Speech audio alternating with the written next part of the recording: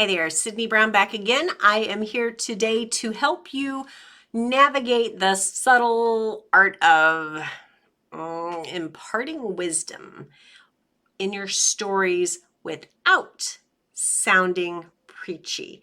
So this is one of those things that really took me some time to even understand it was an issue, because I always thought, because I used to love self-development type books, I thought the world wanted to learn lessons. I thought the world wanted to be taught and shown things. And they do, but no one really wants to have it crammed down their throat or to feel judged by, a holier than thou person in the process.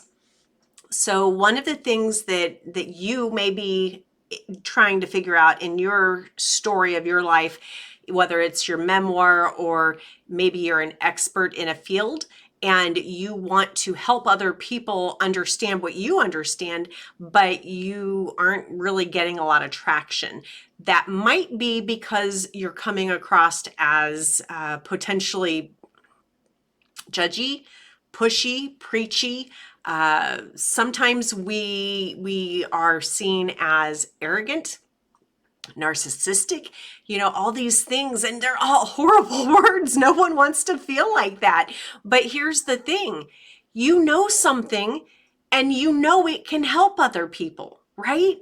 And whether it's your personal story, whether it's your experience, or it's something that scholarly, where you may know math, you may know how to pass a test, it doesn't matter what it is, something and you have to get it from you to them without them being offended. And that's the hard thing, and it's so funny because I always wanted to be taught, but not everybody is a lifetime student. And that's, I think, where some of us have that disconnect. We can't fathom, why wouldn't you want to know this? Why wouldn't you listen to me when I'm trying to teach you? I'm trying to help you, right?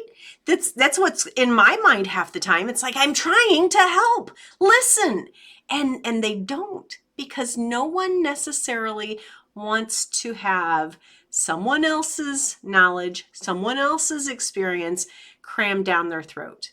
They just don't.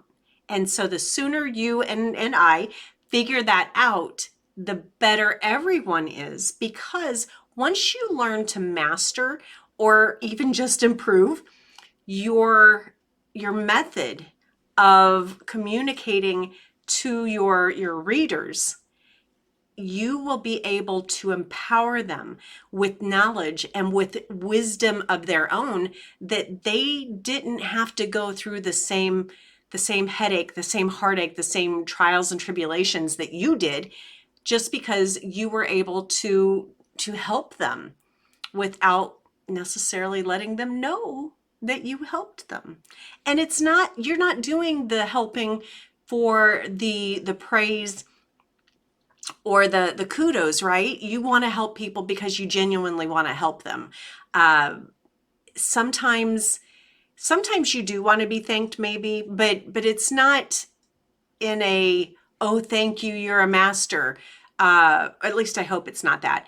But it's one of these things where you have the ability, something, and you can get them, whoever them is, to the other side of their journey if they would just listen. So here's what you do. All right. So the main thing that I'm going to say is subtlety. Let's just use that word, subtlety, because as you go through, as you learn to become more subtle, you will help people in ways that you may never know. And that's the important thing, is sometimes you just have to share with that subtlety and just trust that, they got it. They heard it.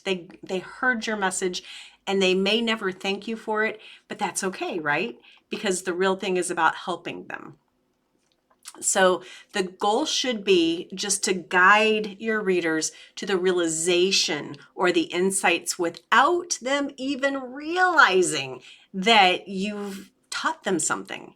And this approach, it makes for a much more rewarding and immersive reading experience for your readers, for the people you're wanting to help. It helps them more than you will ever know.